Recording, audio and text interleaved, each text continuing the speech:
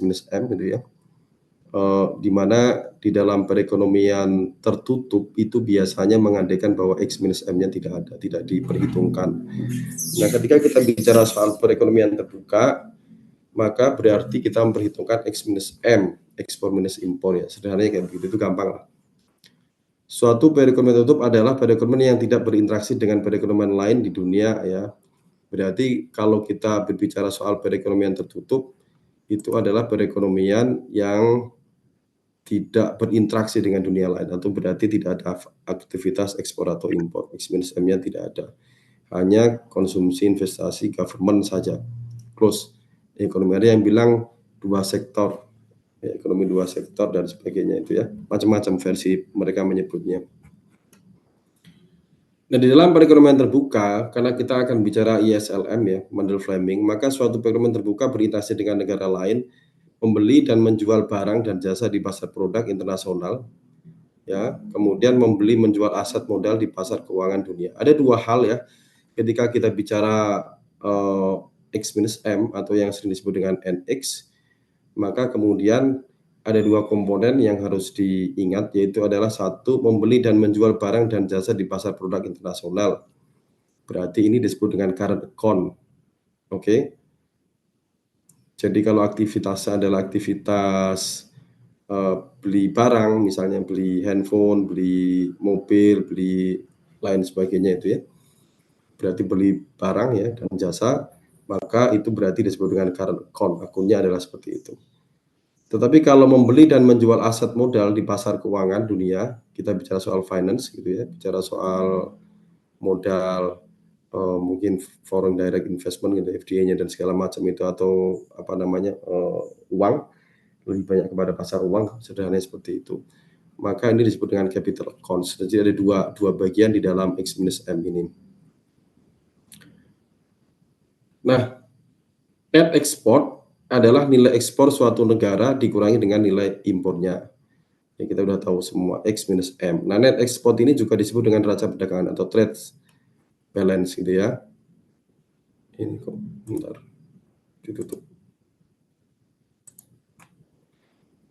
Oke, jadi NX ini biasa juga disebut net trade balance.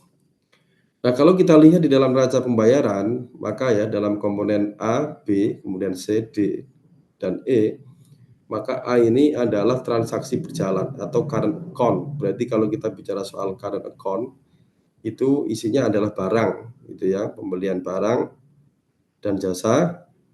Maka ada barang di sini ekspor impor, kemudian juga ada jasa bersih lainnya. Lalu kemudian pada komponen B ini adalah lalu lintas modal disebut dengan capital account. Gitu ya. Berarti isinya adalah modal pemerintah bersih, kemudian penerimaan inflow ya, misalnya ada orang tanam saham atau apa, atau FDI dari luar negeri ke dalam negeri, maka ini disebut dengan penerimaan. Kemudian ada juga komponennya adalah pelunasan pinjaman, debt repayment. Gitu ya.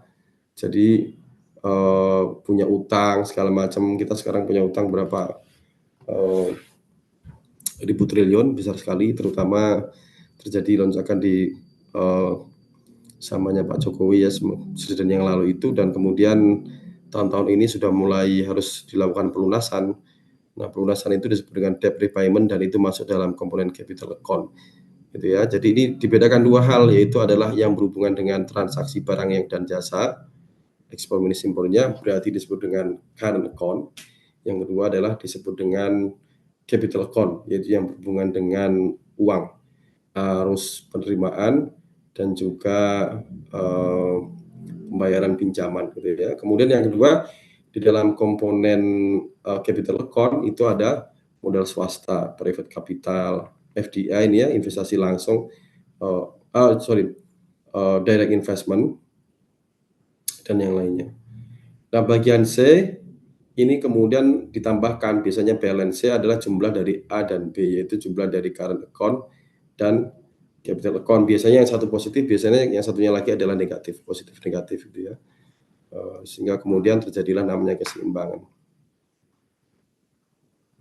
Nah, selisih perhitungan bersih, error and emission net, Kemudian E, cadangan devisa resmi. Sebenarnya kita akan lebih banyak bicara di komponen A dan B ini, sebagai bagian daripada neraca pembayaran yang akan membawa kita pada model Mundell Fleming di dalam ISLM. Nah, kalau kalian perhatikan di dalam bagian ini, PPT-nya bisa dilihat kan ya? Bisa, Pak. Bisa, Pak. Kalau kalian lihat di bagian ini, maka ini adalah the foreign exchange market atau pasar apa namanya, pertukaran ya. Yaitu kalau lihat untuk membayar impor barang dan jasa ini ada misalnya 2 negara ya berinteraksi antara Jepang dan Amerika gitu ya. Maka kemudian mereka melakukan transaksi, misalnya Jepang melakukan ekspor kepada USA gitu ya, goods and services. Maka kemudian untuk membayar impor barang dan jasa dari Jepang, Amerika harus mensuplai dolar yang kemudian dikonversi ke yen dalam pasar valuta asing. Gitu ya. Nah, ketika Amerika membayar barang dan jasa yang dia impor dari Jepang atau yang Jepang ekspor kepada USA, maka Amerika harus punya cukup uang dolar yang kemudian dikonversi ke dalam yen atau uang nilai mata uangnya Jepang, gitu ya. Berarti di sini sebagai akibatnya apa namanya Amerika ini ya mensuplai dolar, tapi kemudian kesininya dirubah menjadi yen demand. Maka sebagai akibatnya Amerika berarti melakukan permintaan atau demand terhadap yen, gitu ya. Paham nggak? Paham nggak? Paham, Pak. Kebalikannya, kalau kemudian Amerika itu ekspor ke Jepang, maka kemudian untuk membayar barang jasa dari Amerika, Jepang harus mensuplai yen, kemudian dikonversi ke dolar dalam valuta asing. Berarti Jepang harus mengekspor, harus menyediakan sejumlah yen untuk kemudian ditukarkan di dalam bentuk dolar, gitu ya, dikonversi. Jadi ini konteksnya adalah foreign exchange market atau pertukaran internasional, sehingga kemudian konversi daripada nilai mata uang itu menjadi hal yang sangat signifikan di dalam ini, maka disebut dengan exchange market. Nah, kalau kita lihat lagi berbicara soal ekspor impor tadi ya, NX ya, sebelum nanti kita hubungkan dengan apa namanya mata uang, maka ada beberapa istilah yang bisa kita lihat di sini. Satu adalah trade deficit, yaitu situasi di mana net export itu adalah NX-nya negatif atau importnya lebih gede daripada ekspor. Saya kira kalian sudah cukup familiar dengan ini mudah ya. Kemudian juga ada namanya trade surplus, yaitu ketika ekspornya itu lebih besar daripada impornya. Maka ini disebut dengan net export yang positif. Nah, balance trade itu berarti merujuk pada situasi ketika net export sama dengan nol. Nilai ekspor dan impor persis sama ya. Ketika ekspor sama impornya sama, maka kemudian net ekspornya sama dengan nol. Berarti itu adalah balance. Tapi keadaan ini agak jarang terjadi. Ini masih kayak gini ya, tapi nanti kita bahas yang beberapa apa namanya bagian-bagian yang pakai notasi. Faktor-faktor yang mempengaruhi net export yaitu adalah selera konsumen, nanti bisa kalian baca sendiri, selera konsumen terhadap barang dalam negeri dan luar negeri ya. Itu berarti mempengaruhi net exportnya, lebih suka iPhone atau lebih suka nggak tahu sama merek Indonesia apa itu ya. Lebih suka produk dalam negeri atau barang negeri atau luar negeri. Selera itu bisa mempengaruhi net export, kemudian harga barang di dalam negeri dan di luar negeri. Kalau misalnya harga barang di luar negeri lebih murah, maka orang akan lebih suka konsumsi barang dalam negeri, akibatnya importnya menjadi berkurang karena mereka lebih suka barang-barang dalam negeri gitu ya, sehingga kemudian terjadi positif di dalam NX-nya, netonya menjadi plus. Kemudian nilai tukar exchange rate, kemudian pendapatan konsumen domestik dan luar negeri gitu ya. Jadi kalau misalnya seperti kayak di Indonesia ini, meskipun barang dari luar negeri banyak, kebanjiran dari Cina, tapi kalau pendapatannya masyarakatnya tidak signifikan naiknya, maka kemudian impornya juga mengalami penurunan gitu ya. Mereka lebih suka barang dalam negeri karena mungkin lebih murah gitu ya, pendapatannya juga tidak signifikan gitu ya, sehingga mereka mencari produk-produk yang relatif lebih murah.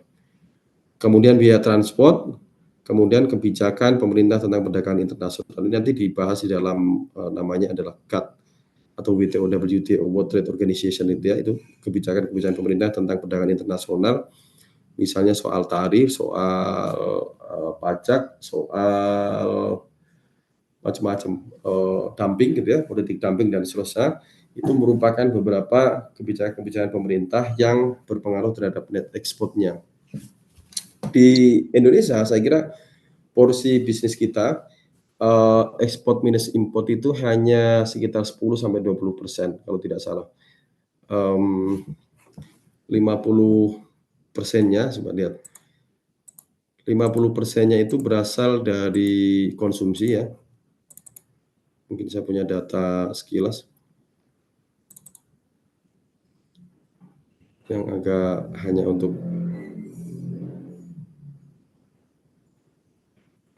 Oh, 23% agak gede. Ini saya share kepada kalian, bisa dilihat. Sebenarnya bisa dilihat di data-data Bappenas ya, di BPS bisa kita lihat caranya stop sharing, share screen.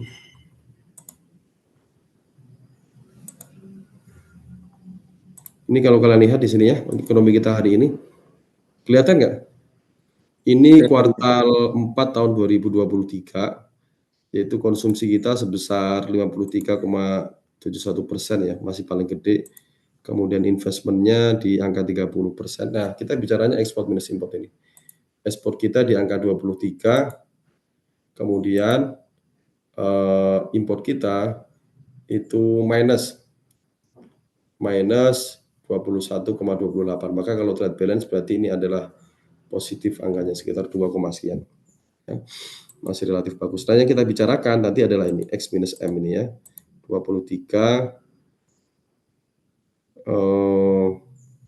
Tapi kemudian importnya berarti minus plus 21 gitu ya. Intinya adalah positif kita masih lebih banyak ekspornya dibandingkan dengan importnya.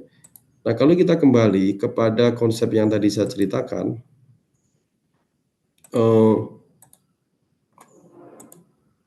tentang teori Mundell-Fleming tadi itu,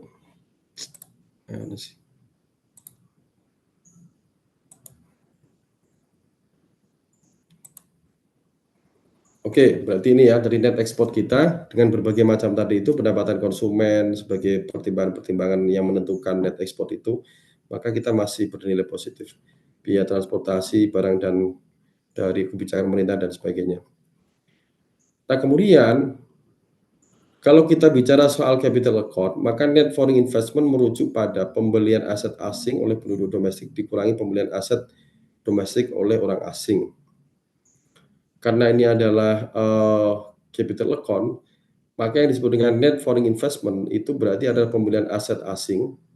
Indonesia misalnya membeli aset asing atau aset orang-orang yang berada di Amerika sana, beli apartemen, beli apalagi misalnya pabrik gitu ya, nggak tahu mungkin nanti Danantara itu mungkin akan dipakai untuk membeli aset asing, bisa jadi beberapa pilihan seperti itu. Dikurangi dengan pembelian aset domestik oleh orang asing, dikurangi dengan pembelian barang dan jasa atau aset yang dimiliki orang Indonesia di Indonesia oleh orang-orang asing atau orang-orang bule gampangnya gitu ya. Mungkin net investment kita hari ini sepertinya banyak, saya nggak tahu agak mungkin negatif ya. Misalnya kan banyak di antara kita itu yang orang-orang kaya kita itu modalnya keluar membeli barang dan jasa, membeli apartemen di Singapura atau membeli perumahan di Australia, beli kebun gitu ya, atau beli klub sepak bola kayak Erick Thohir itu ya dulu. Itu dikurangi dengan apa yang orang-orang bule beli di kita gitu ya, misalnya beli pulau gitu kan semuanya dibeli itu, pabrik dibeli itu ya. Nah itu kalau sudah dikurangi maka itu disebut dengan net foreign investment ya. Ini bisa dilihat misalnya seorang penduduk Indonesia membeli saham Microsoft dan perusahaan Jepang membeli saham Astra Internasional ya.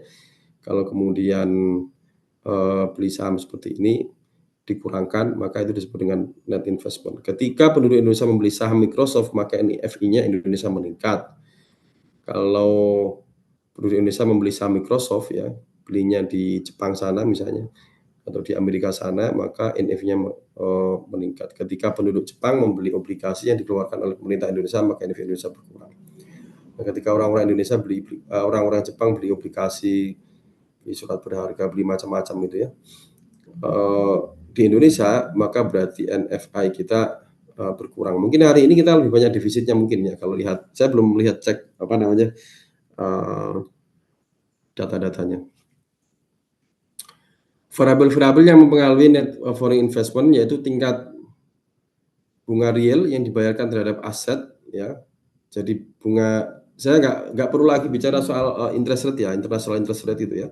Saya meyakini kalian sudah belajar soal itu. International interest rate, ada domestic interest rate, ada kemudian world atau dunia, apa namanya interest rate dunia.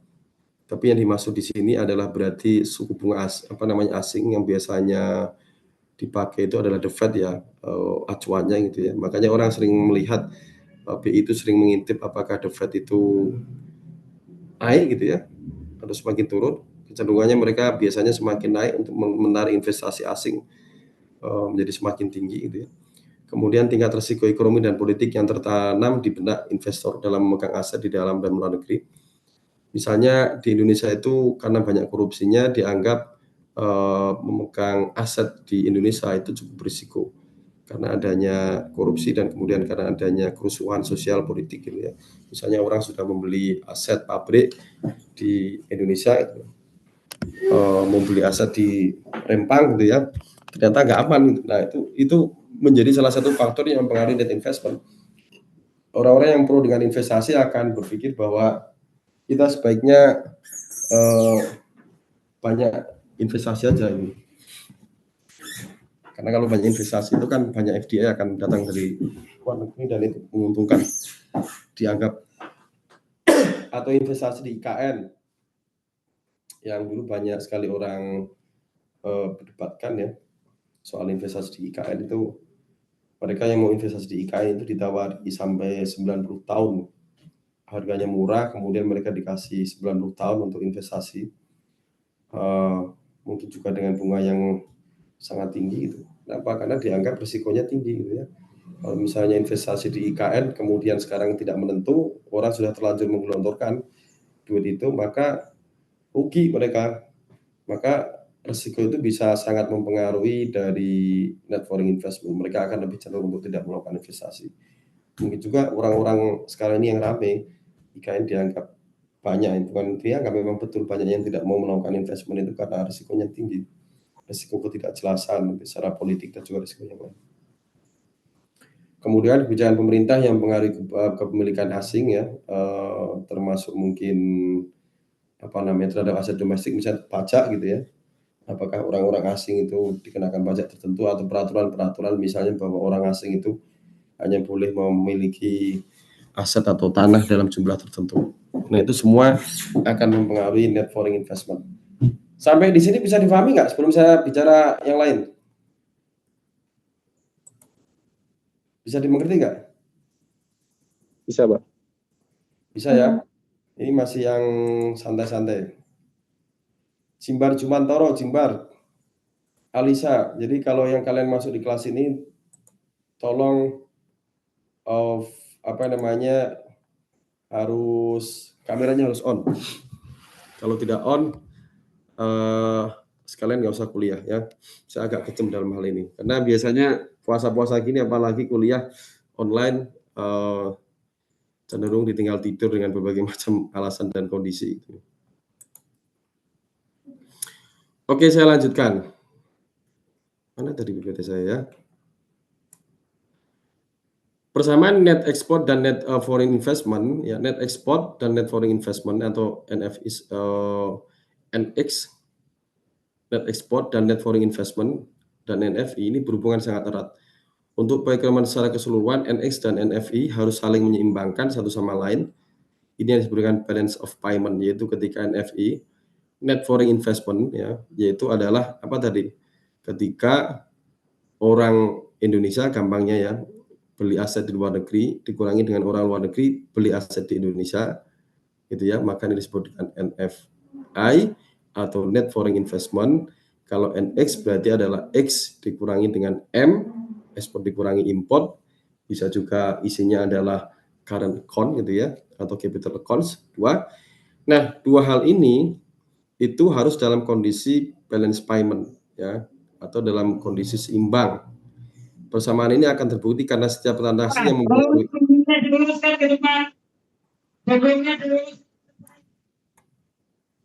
apa itu? Jangan bocor ya suaranya ya.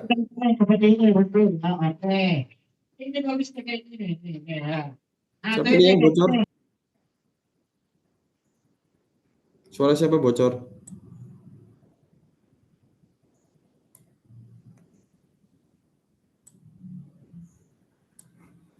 Oke, saya lanjutkan.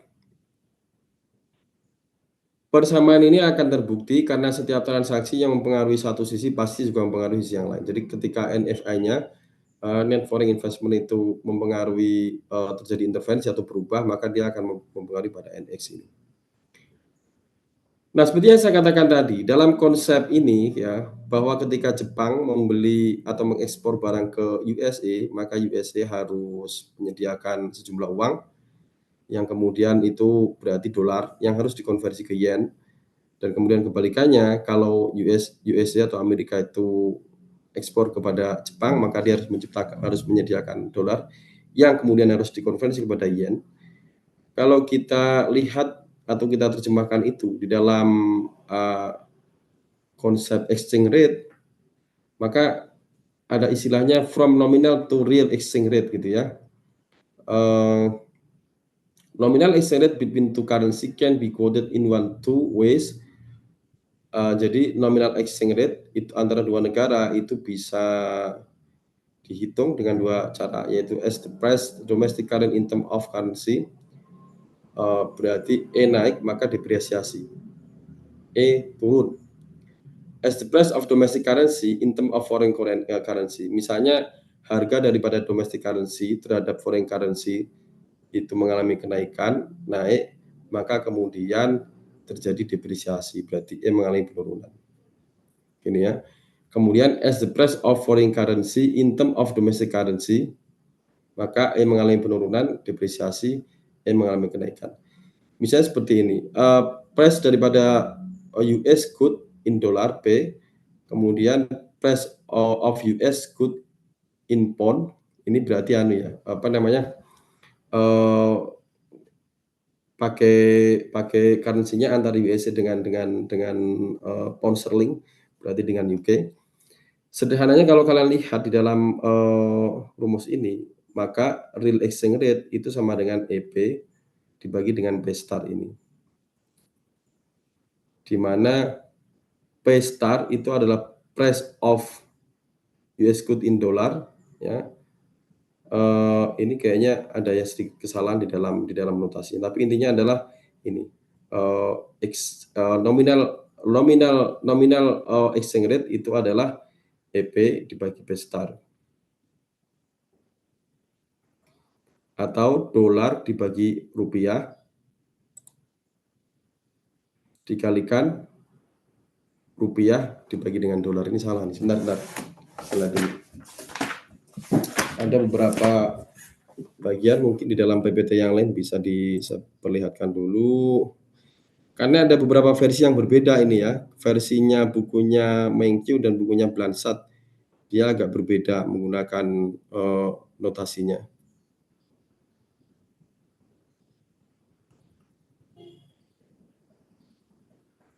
Dulu pernah ya? Sudah pernah kalau nggak salah soal exchange rate ya? Sudah pernah belum kalian? Halo? Udah dasarnya di moneter, Pak. Di ekonomi Kenapa? moneter. Kita udah belajar dasarnya di ekonomi moneter. Waktu di sini belum, waktu di makro. Makro kebetulan kemarin di kurva SLM kita fokus di ekonomi tertutup, Pak. Oh gitu ya, berarti belum bicara soal exchange rate. Berarti kalau seperti itu sebenarnya kelas saya dulu tuh malah justru sudah saya kasih exchange rate. Tapi babnya, oh berarti kalian open ekonomi belum ya, chapter 5 nih?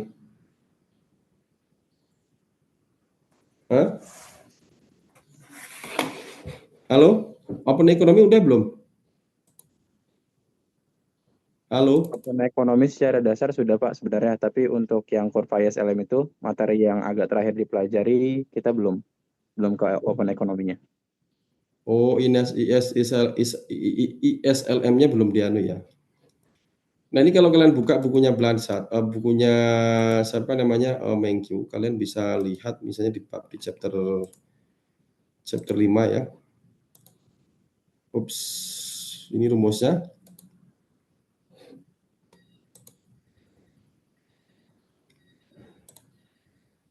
Real exchange rate, ya, the relative price of domestic good in term of foreign good, yaitu adalah relative price daripada domestic good in term of foreign good. Berarti harga-harga barang di Indonesia relatif terhadap harga barang-barang di luar negeri, Amerika atau Jepang, gitu ya. Maka itu disebut dengan disebut dengan real exchange rate. Rumusnya, ya, kalau di sini bisa dilihat yaitu sama dengan E kalikan P, gitu ya, kalikan P dibagi dengan P star, di mana E-nya ini berarti adalah harga yen per US dollar dikalikan price per unit US good.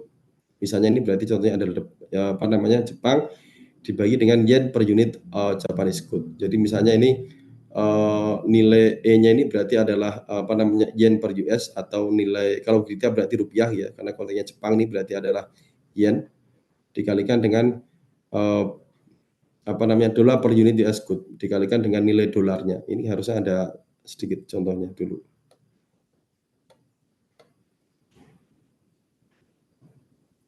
Oke, saya ulangi dulu dari sini.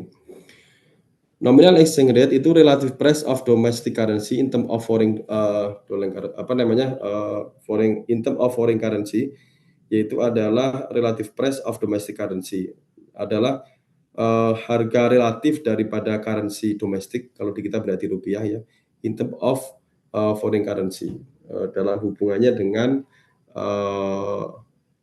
nilai mata uang luar negeri, berarti rupiah terhadap dolar, gampangnya begitu biasanya. Kalau orang menyebutkannya, itu disebut dengan nominal. Kalau real, itu adalah the relative price of domestic good in term of foreign good. Perbedaannya itu adalah di sini good, kalau tadi itu adalah nilai mata uang gitu ya. Kalau di sini ada barang dan jasa.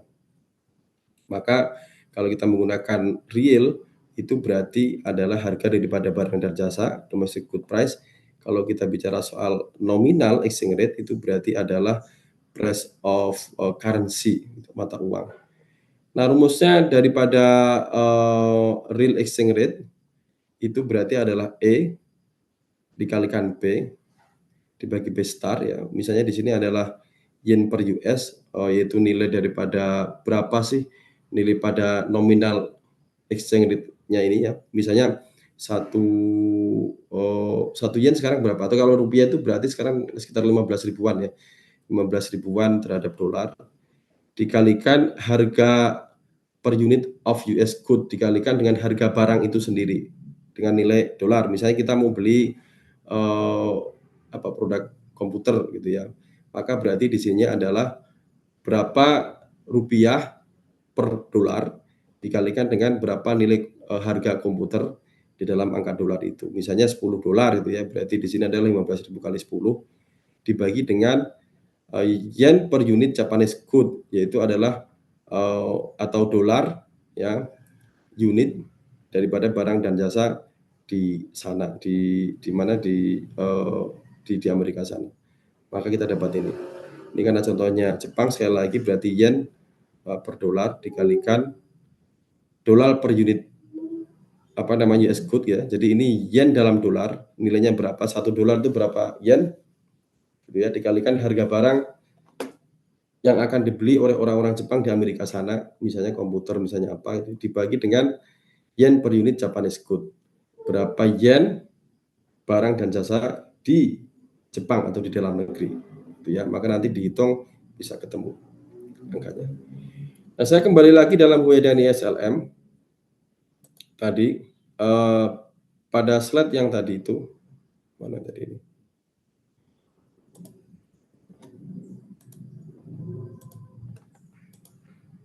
Nah, ini juga cara yang sama sebenarnya ya, kira-kira tadi itu. E dikalikan P dibagi P star sama dengan exchange rate, gitu ya. Berarti ini tadi nilai yen per dolar dikalikan price barang dan jasa di Amerika sana, dolar, dibagi dengan P star. Berarti adalah harga barang yang dan jasa ini harusnya domestik di dalam negeri. Nah, sebenarnya di dalam mata kuliah ini ya, itu mungkin hitung-hitungannya tidak akan terlalu banyak, tapi kita akan lebih banyak menggunakan kurva, pergeseran-pergeseran kurva. Nah, apa yang terjadi ketika apresiasi dan depresiasi, misalnya ada kenaikan permintaan barang dan jasa Amerika, misalnya Amerika mengekspor, Indonesia mengimpor, gitu ya. Bagaimana ini akan mempengaruhi kurs nominal atau nominal exchange rate. Nah,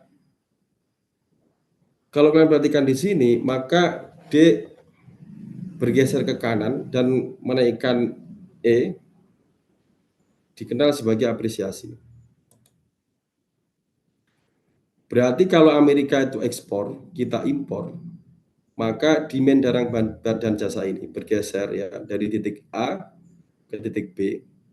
Berarti orang-orang Amerika kirim barang ke Indonesia, maka demand barang dan jasanya Amerika yang dilakukan oleh orang Indonesia mengalami kenaikan sehingga kemudian demand-nya bergeser dari D dolar ya ke D dolar aksen. Terjadi kenaikan. Itu.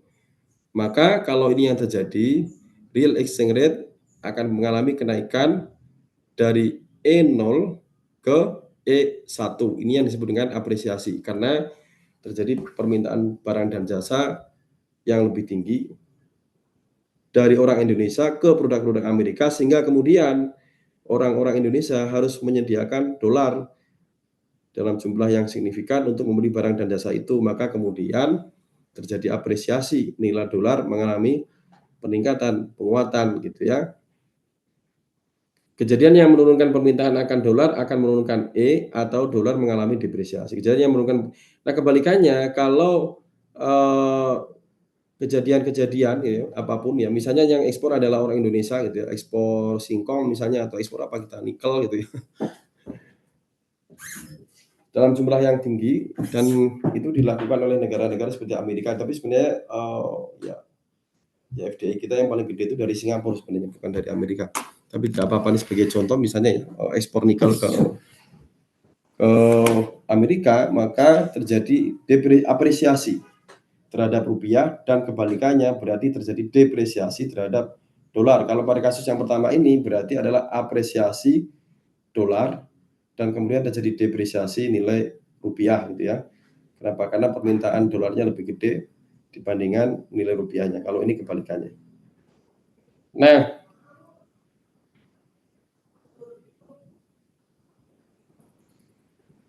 nilai tukar real determinan utama daripada ekspor impor. Jadi ini tadi ini ya. Ini contoh kasus depresiasi dan apresiasi ini ya daripada real exchange rate ya atau kurs ya, depresiasi dan apresiasi kurs. Nah, sebenarnya nilai tukar real ya atau I kecil tadi itu yaitu nominal exchange rate kali domestic price bagi foreign price tadi itu ya. Itu merupakan ini determinan utama daripada ekspor dan impor. Depresiasi barang produk dalam negeri relatif lebih murah dibandingkan dengan produk luar negeri. Ekspor naik. Ketika terjadi depresiasi, maka barang-barang dalam negeri relatif lebih murah dibandingkan dengan produk luar negeri. Ini hati-hati berpikirnya kayak tadi nih. Terjadi depresiasi misalnya ya. Demand terjadi pergeseran seperti ini. Dolar ya mengalami kenaikan dari DS ke DS aksen. E-nya bergeser dari E0 ke E1 atau dari A ke B, berarti dolarnya mengalami apresiasi, rupiahnya mengalami depresiasi. Gitu ya. Maka sebagai akibatnya karena dolarnya menguat, rupiahnya melemah, maka otomatis barang-barang dalam negeri itu harganya menjadi lebih murah. Ya enggak dibandingkan produk-produk luar negeri. Kenapa? Karena terjadi depresiasi rupiah. Nilainya turun.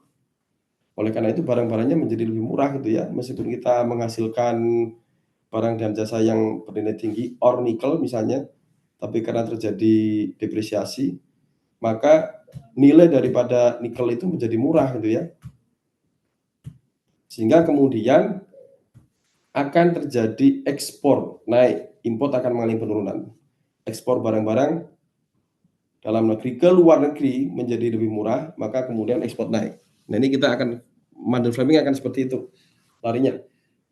Jadi kalau terjadi depresiasi, maka itu akan cenderung untuk mendorong terjadinya ekspor. Karena barang-barang Indonesia itu murah, orang luar negeri akan lebih senang membeli barang Indonesia karena murah, banyak yang beli, maka akan mendorong terjadinya ekspor. Gitu ya. Kemudian apresiasi produk dalam negeri relatif lebih mahal dibandingkan dengan produk luar negeri, maka ekspornya akan mengalami turun. Kebalikannya kalau terjadi apresiasi, rupiah mengalami penguatan, maka kemudian yang terjadi adalah produk-produk dalam negeri itu menjadi mahal karena nilai rupiah itu menguat, maka ini akan menyebabkan ekspornya ini harusnya ekspornya mengalami penurunan ya karena mahal. Kemudian impornya mengalami kenaikan, akan lebih banyak impor daripada ekspor. Sampai sini bingung nggak kalian? Ayo, bisa dimengerti nggak? Kamu ngerti nggak Lucky Sauma atau Ngerti Pak, insya Allah. ngerti ya? Yang lain pada ngerti apa enggak ya? Alicia Tabina, ngerti nggak? Ya Allah, saya mengerti. Ya, ini harus dikasih PR sebenarnya kalau di kelas offline. Tapi saya belum memutuskan itu. Ini karena masuk hari pertama. Dan mungkin di dalam bulan puasa ini kita hanya akan masuk sekitar 3 kali ya, atau bahkan 2 kali mungkin saya. Di bagian akhir mungkin nanti kita nggak ini. Nah ini hari pertama kita udah seperti ini, langsung materi. Saya lanjutkan kalau begitu. Mana tadi? The Marshall-Lerner condition is condition under which real depreciation, a decrease in real exchange rate lead to increase in net export. Ini yang disebut dengan namanya Marshall-Lerner condition. Saya nggak tahu di dalam buku ini ada apa enggak ya. Saya terus terang belum baca materinya gitu. Saya belum tahu baca di dalam harusnya aslinya itu kayak gimana gitu. Tapi nanti akan saya review. Di dalam bukunya Mengyu ada, dalam bukunya Pransat ada. Ini kondisi yang disebut dengan Marshall-Lerner condition. Yaitu kondisi di mana depresiasi itu menciptakan terjadinya ekspor. Nah, inilah kondisi Marshall-Lerner sebelum kita nanti Mandel Fleming ya. Awal Mandel Fleming.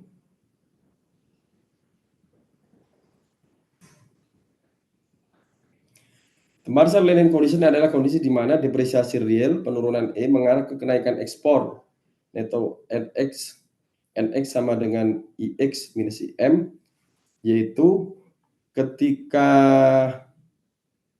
terjadi depresiasi real, nilai mata uangnya ini mengalami penurunan ya, depresiasi, maka kemudian E-nya ini berarti turun ya enggak?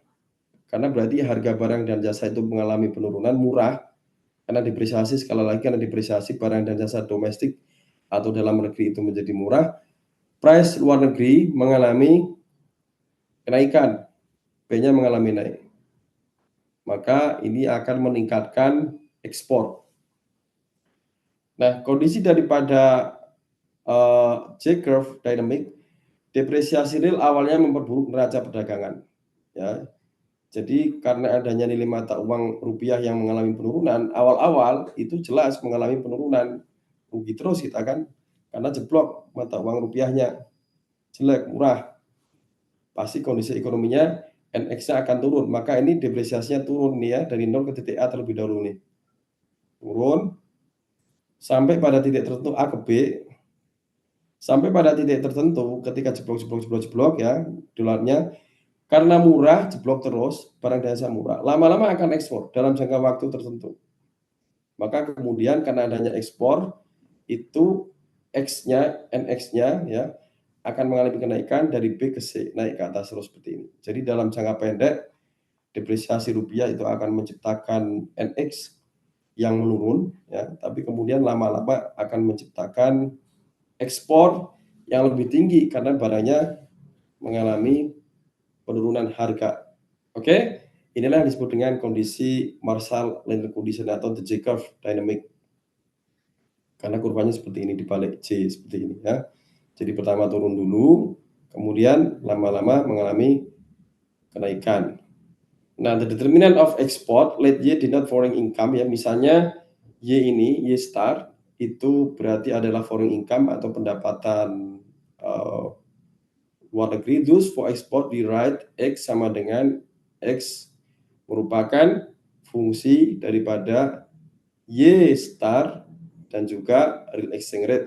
Berarti ekspor itu adalah fungsi daripada pendapatan orang-orang di luar negeri dan juga real exchange rate. Mumet nggak kalian ini? Nggak tahu saya. Kalau mumet nanti akan saya perbaiki minggu depan ya.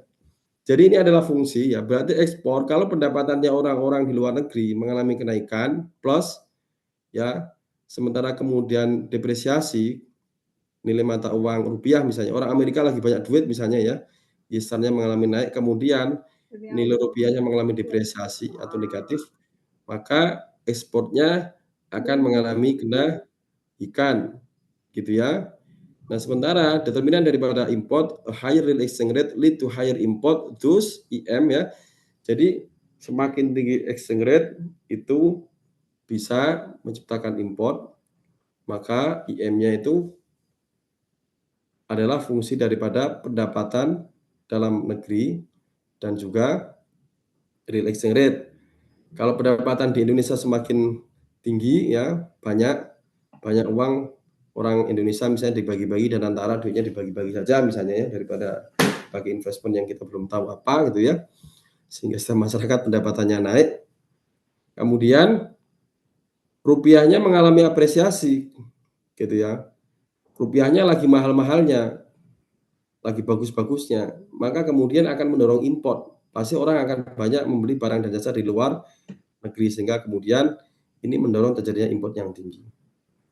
Nah, maka kemudian NX atau X minus M itu adalah sama dengan NX fungsi daripada pendapatan domestik dan juga pendapatan orang asing dan juga real exchange rate.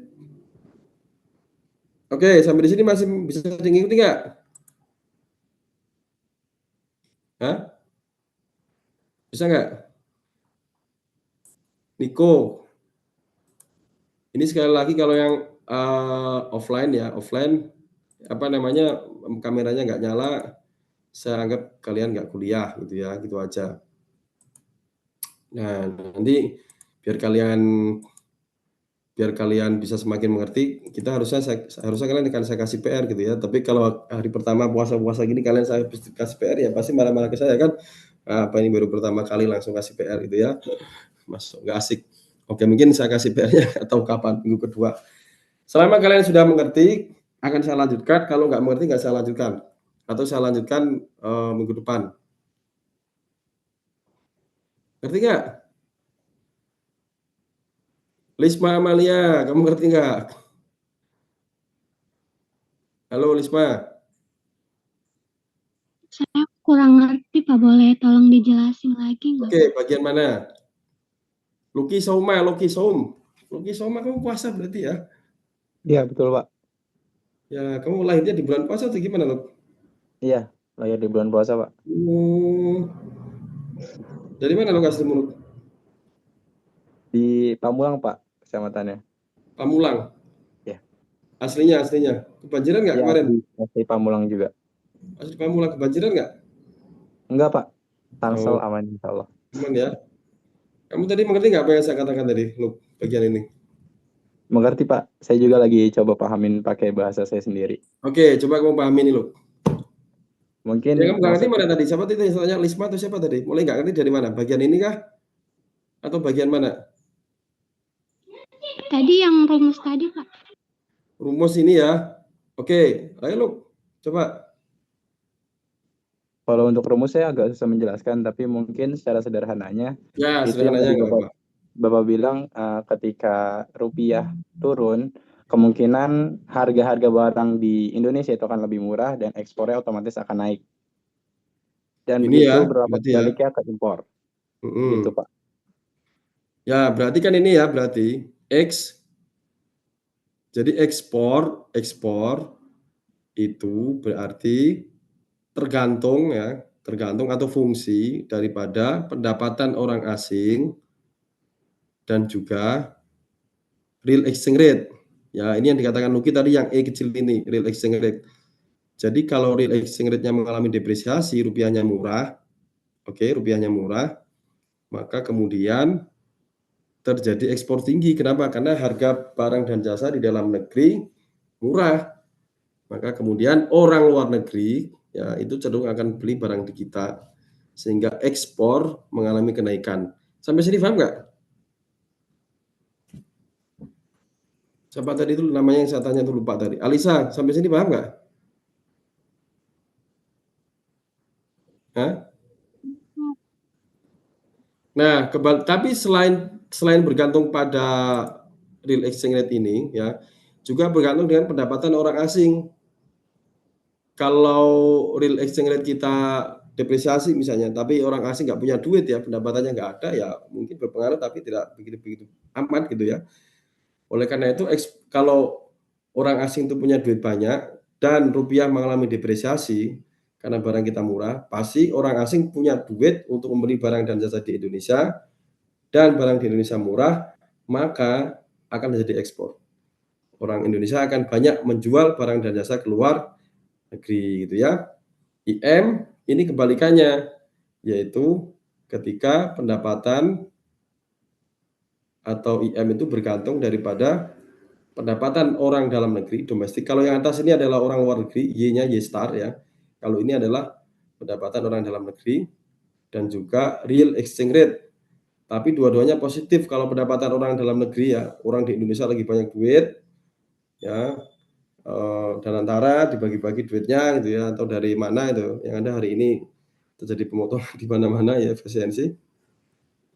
Kemudian rupiah lagi bagus-bagusnya, nilainya menguat, ya maka orang Indonesia akan ugal-ugalan mungkin ya kalau nggak puasa beli barang dan jasa, beli kamera lah, beli komputer dari asing semua dari luar negeri, maka import yang lebih gede karena lagi sugih-sugihnya, lagi banyak duit-duitnya dan juga lagi perkasa-perkasa rupiahnya gitu ya.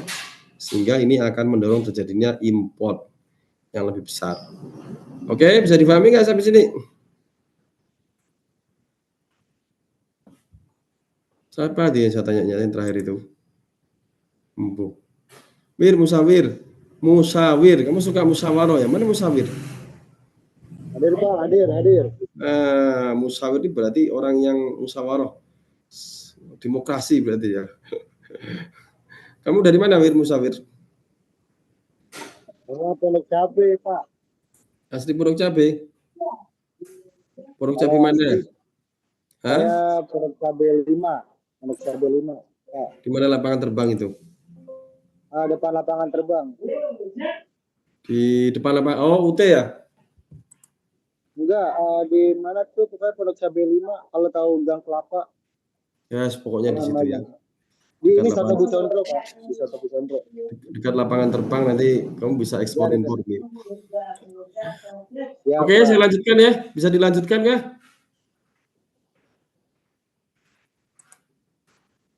Lisma bisa dilanjutkan, kamu udah mengerti belum Lisma?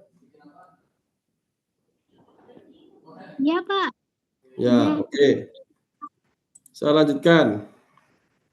Nah, National Income Account ini saya sebenarnya baru akan introducing Mandel Flaming ini. Baru akan pertama, masih banyak ternyata ya. Kalau enggak Mandel Flamingnya kita lanjutkan minggu depan ya. Tapi kira-kira tadi kayak gitu ya. Nah, ini bagian ini total domestik ini sebenarnya teman ini sama kayak di ini kalian udah belajar belum yang bagian ini dulu? Y sama dengan ya berarti kan ini hasilnya kan cuma Y sama dengan C plus I G X minus M gitu kan. Tapi karena ini open economy, maka berarti Y-nya sama dengan V fungsi konsumsi yang bergantung pada disposable income ya, Y-T, itu berarti adalah pendapatan disposable plus investasi yang bergantung pada pendapatan dan juga interest rate. Ngerti nggak kalian bagian ini? Plus Ngerti, Pak. NX. Hah? Ngerti, Pak. Ini udah dulu ya, udah dibahas nih pasti Y. Kenapa nih C sama dengan Y-T disposable income? Kalian coba lihat lagi di makro pengantar. Kemudian I-nya sama dengan YR ini ya, itu kalian lihat di makro mungkin semester lalu makro 1 harusnya ada. I sama dengan pendapatan kemudian interest rate plus government spending ya, kita nggak bahas ini ya sekarang karena lagi banyak efisiensi plus NX. Nah, NX-nya adalah Y star ya, ini bintang dan juga E. E-nya ini adalah real exchange rate ya. Jadi notice we add net export divided as explanation also the domestic spending on all goods and services is the sum of domestic spending on domestic gitu ya. Pokoknya rumusnya menjadi seperti ini.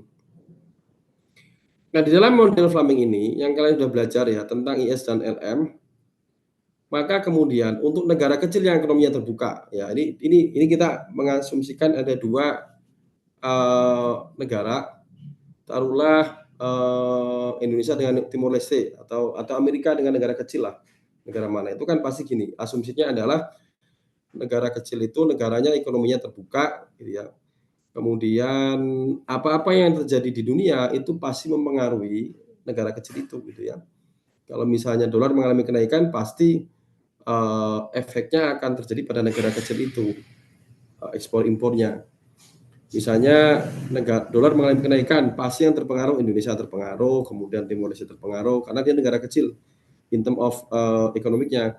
Tapi Cina mungkin nggak terlalu gitu ya, karena dia ekonominya gede, ekonominya nggak terlalu tergantung pada ekonomi dunia karena dia bagian daripada giant ekonomi gitu ya. Atau mungkin Eropa EU ya misalnya dengan euronya nggak begitu amat terpengaruh oleh dolar. Nah, kita dalam model ini disederhanakan untuk negara kecil yang ekonominya terbuka. Jadi kesebalasannya itu Amerika versus Indonesia itu ya, atau versus Timor Leste gitu ya.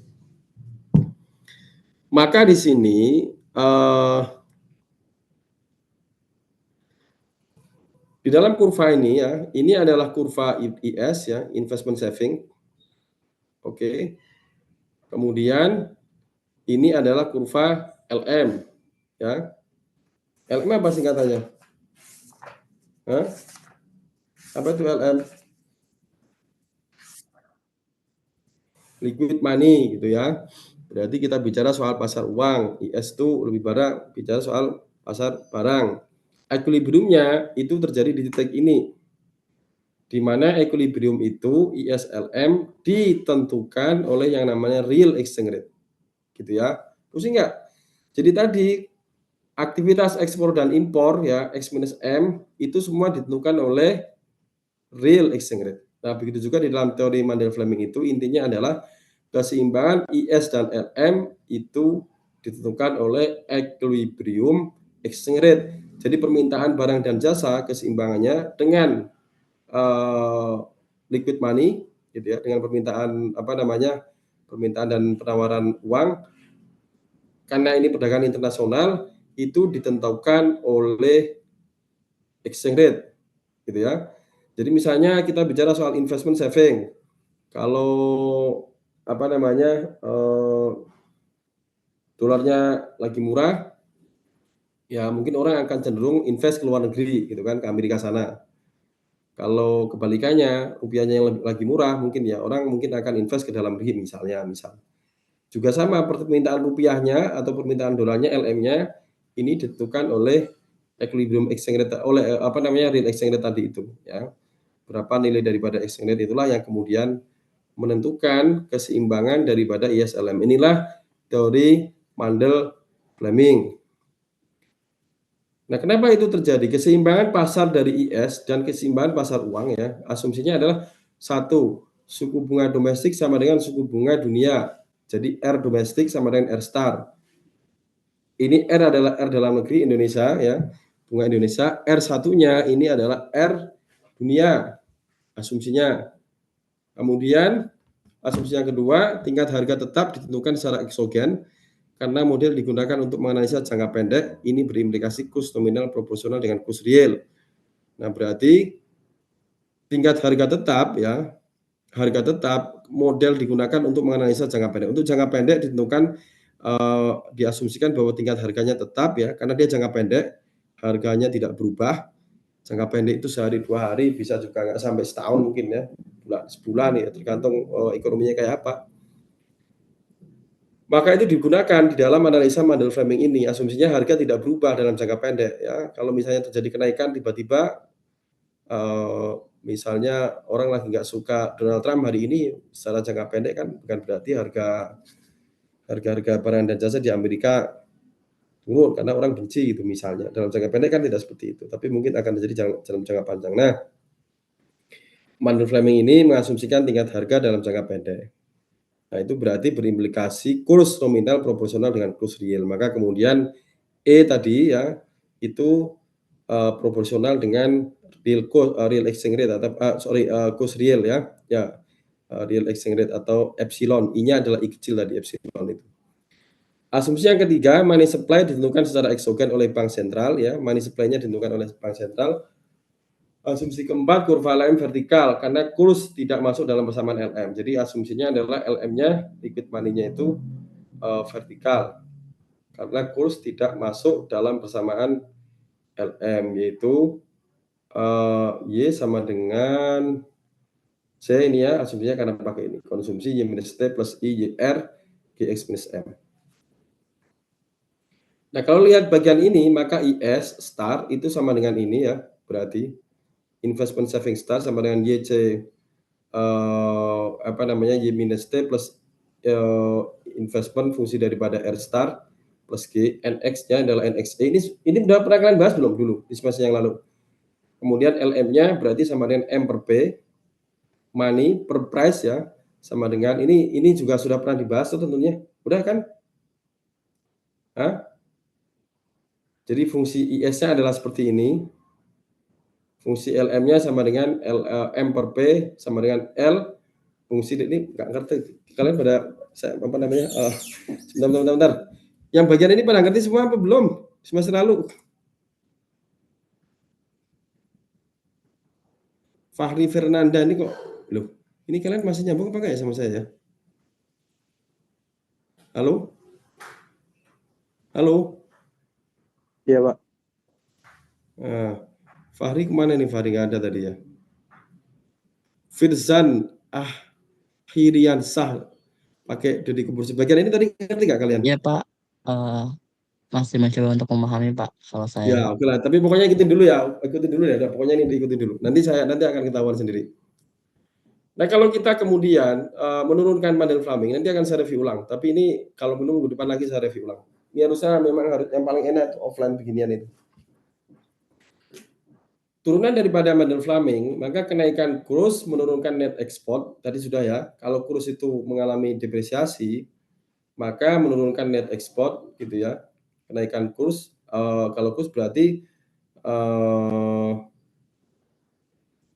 mengalami apresiasi, yang menggeser plan expenditure ke bawah dan menurunkan income. Kurva IS meringkaskan perubahan ini dalam keseimbangan pasar barang.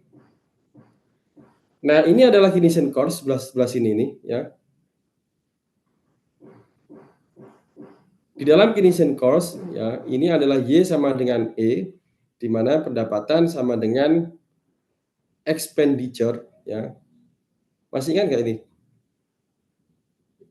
Bagian ini. Yaitu kalau di dalam Principle of Micro, Keynesian course, kalian familiar nggak dengan ini? Halo? Familiar, Pak. Familiar ya dengan Keynesian course ini berarti menunjukkan penurunan. Ini ada plan expenditure, kemudian ada expenditure-nya E-nya sama dengan C plus I, G kemudian NX, kemudian ada juga plan expenditure ya. Ini adalah Y-nya. Ini berarti mengalami penurunan yang dia bilang bahwa kalau terjadi kenaikan, E mengalami kenaikan, oke, maka net ekspornya akan mengalami penurunan karena lebih banyak impornya daripada ekspornya. Ingat nggak? Halo? Bisa dimengerti nggak sampai di sini?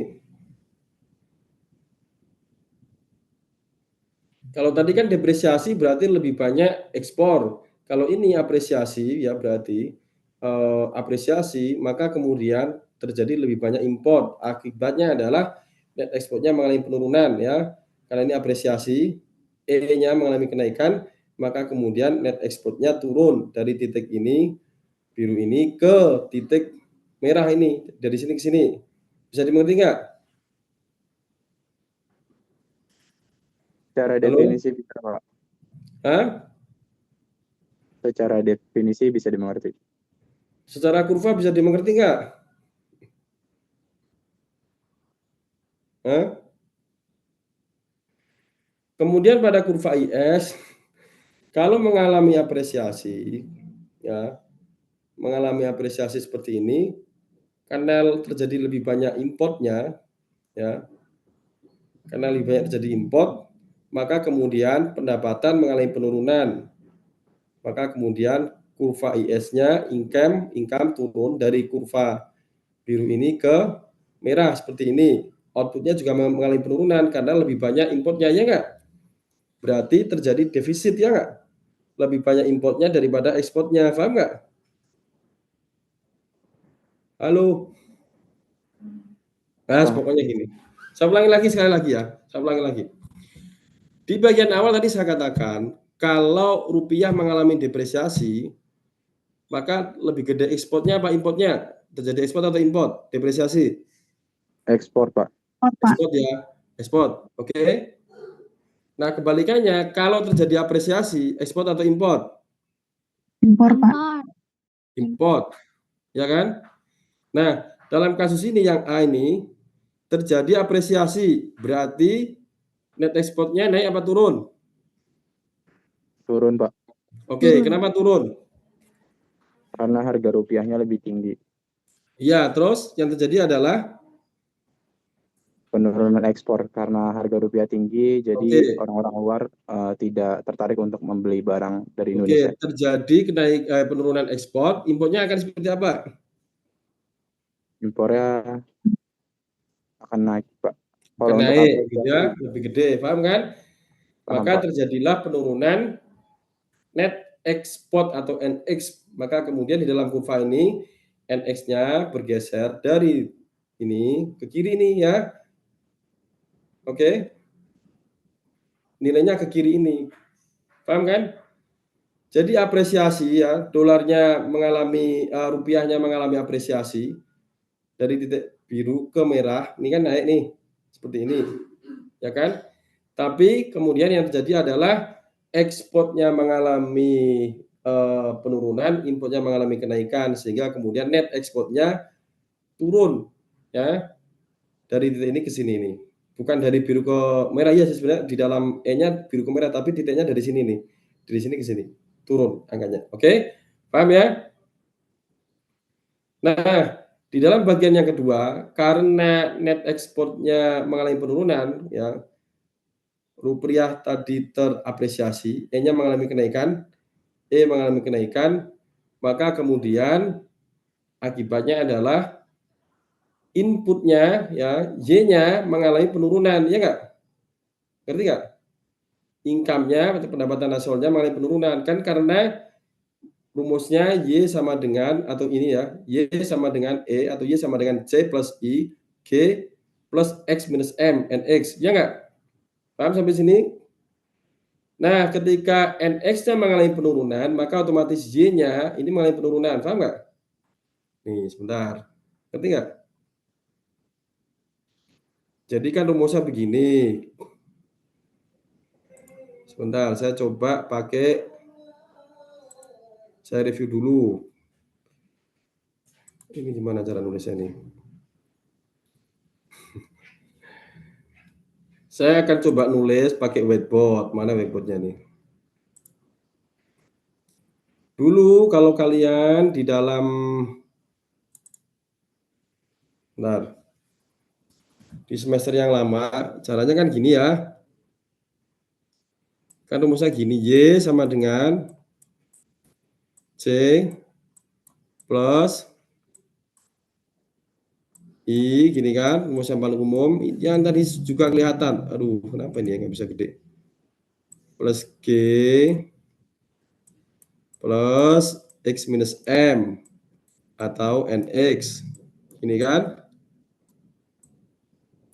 Ini juga ya, di dalam Keynesian cross ini juga disebut dengan Y atau E. Karena keseimbangan di dalam Keynesian cross itu berarti adalah Y-nya itu harus sama dengan E-nya, sama dengan expenditure-nya. Maka rumus ini juga itu juga disebut dengan E atau expenditure ketika dalam kondisi equilibrium, gitu ya, sama. Nah, tadi dijelaskan kalau rupiah mengalami apresiasi, maka yang terjadi adalah NX-nya mengalami penurunan, ya enggak? Ini berarti Iya, ini Pak. turun. Hah? Ya kan? Akibat NX-nya turun, X minus M turun, ini turun, maka kemudian Y-nya juga mengalami penurunan, ya enggak? Paham enggak? Sampai sini. Kenapa? Karena Y sama dengan C plus I, G plus X minus M. Ketika X minus M itu nilainya negatif gitu ya, atau NX-nya negatif, maka nilai Y-nya pasti juga turun gitu kan? Paham kan? Paham nggak? Ayo.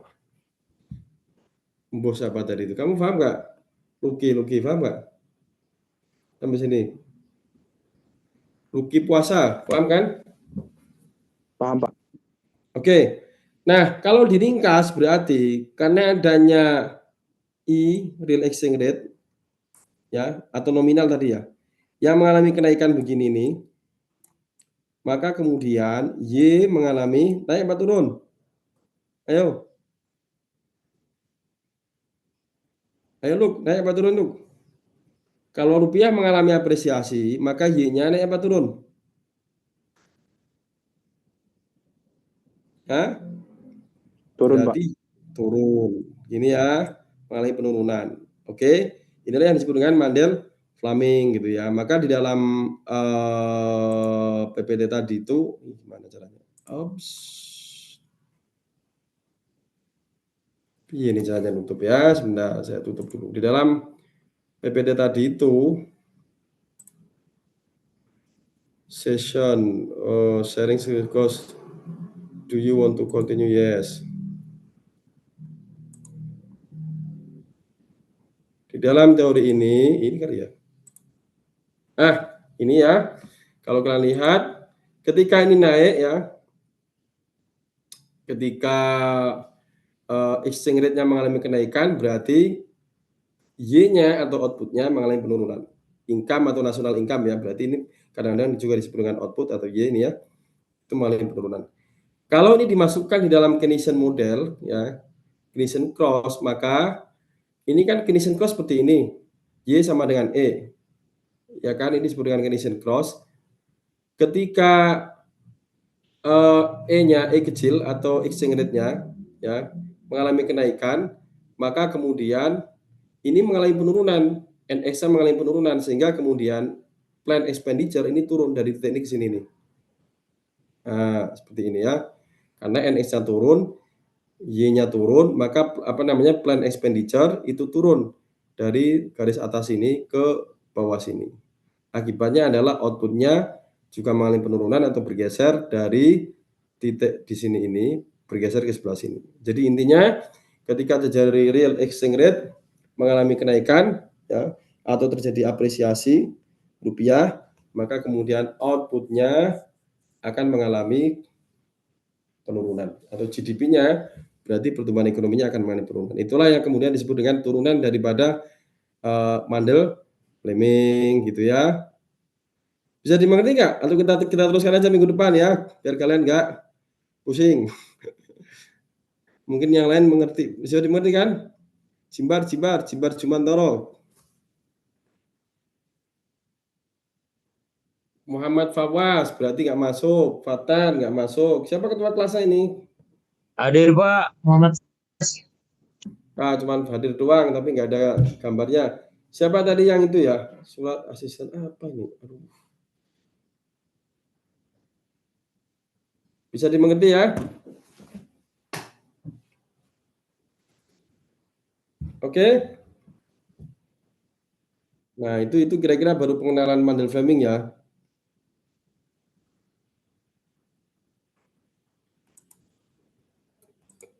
Ini ketua kelasnya siapa?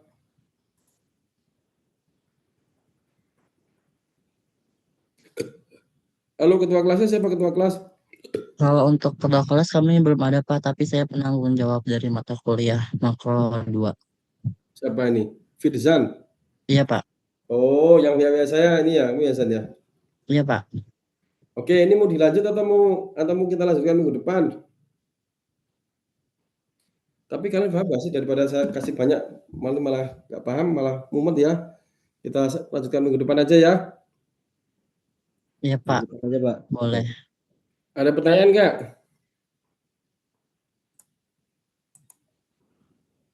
Ana Triwahyuni, saya Triwahyuni. Nah, berarti gitu ya. Ya iyalah, emang kamu namamu sendiri. Kamu paham nggak? Ana Tri. Kalau untuk paham secara pasti mah belum ya Pak, cuman emang sedikit-sedikit sudah masuk ke otak. Oke lah, ya kalau gitu kalian belajar dulu aja lah kalau gitu ya, sebelum saya lanjutkan minggu depan. Jadi kita memang materinya ini tentang Mendel Fleming. Oleh karena itu tadi saya ngasih pengantar tentang open economy, kalian baca terlebih dahulu gitu ya. Mungkin saya akan kasih PR minggu depan nih, Nur Laila, Fitria, ini kayaknya mumet ya, ngantuk nih kayaknya. Kamu kayaknya kok ngantuk sekali gitu ya. Minggu depan saya kasih PR lah, atau biar kamu apa ya, kan lebih ngerti aja sebenarnya. Sebenarnya saya pengen kasih PR hari ini, tapi kalau saya kasih PR hari ini, nanti kalian jadi sebel sama saya. Puasa-puasa baru masuk pertama kali dikasih PR. Najwa siapa ini? Najwa. Kamu paham nggak Najwa? Insya Allah, Pak. Ini yang nggak masuk Niko, Farhan. Ini yang nggak online, nggak off, jangan hitung masuk ya, sekali lagi ya. Niko, siapa namanya ini tadi? Apa? Hadir, Pak. Firzan. Hah? Iko hadir, Pak. Kamu ini dipanggil baru nyalain aja. Pokoknya kalau dipanggil cuman online-nya baru pas dipanggil dianggap aja nggak masuk ya.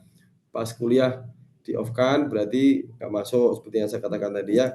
Kecuali kalian nggak punya pulsa atau memang ya alasan lagi apa, itu sinyalnya lagi buruk, gitu biasalah, lagi di jalan atau apa, karena ada alasan-alasan yang bisa diterima ya, nggak apa-apa itu ya. Tapi kalau hanya karena lapar gitu ya atau karena apa ya dianggap tidak masuk. Oke, sampai ketemu minggu depan. Assalamualaikum warahmatullahi wabarakatuh. Waalaikumsalam. Terima kasih Pak. Waalaikumsalam warahmatullahi wabarakatuh.